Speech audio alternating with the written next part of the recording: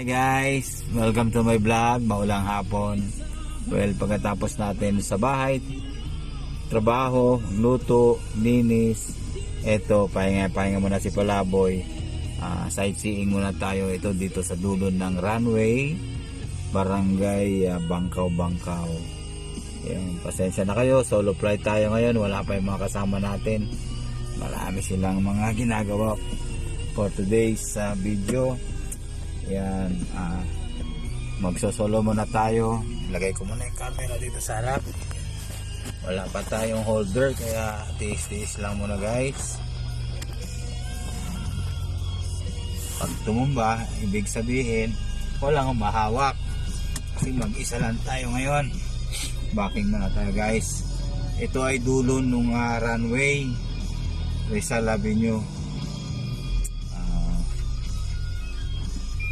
Dahil nag-aantay tayo ng huling session natin sa barangay, dahil tayo ay natalo bilang kapitan, tumakbo tayo ng kapitan sa barangay, kaso tayo hindi pinalad, kaya hindi tayo hinto sa hamon ng buhay.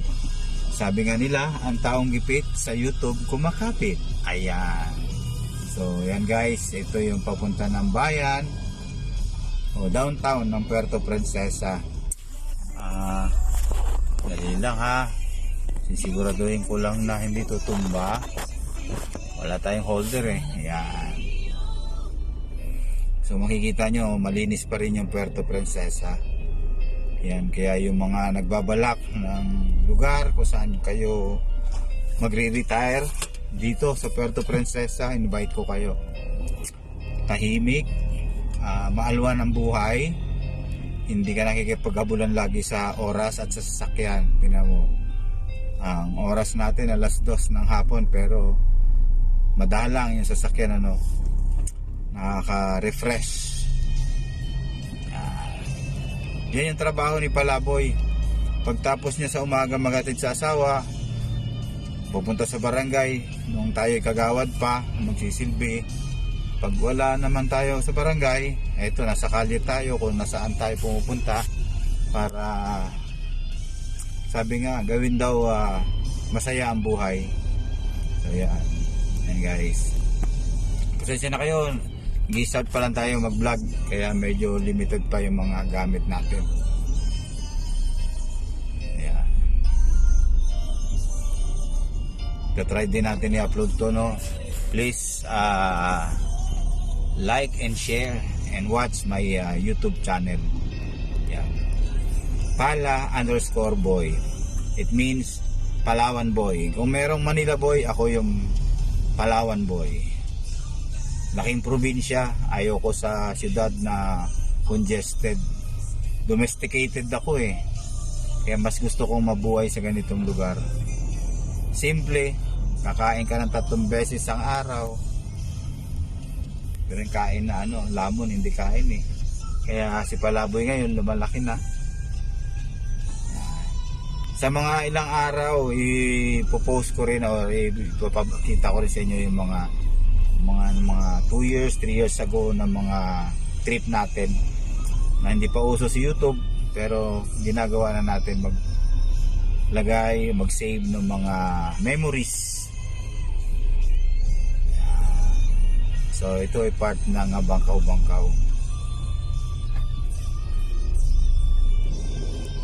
Actually ngayon papunta tayo ng barangay hall, ng barangay Masipag. Mag-attend tayo ng ating session. Last session ko ito mga Palaboy. Natalo tayo itong nakarang election, bagamat masaya tayo kasi sinubukan natin maging part ng election.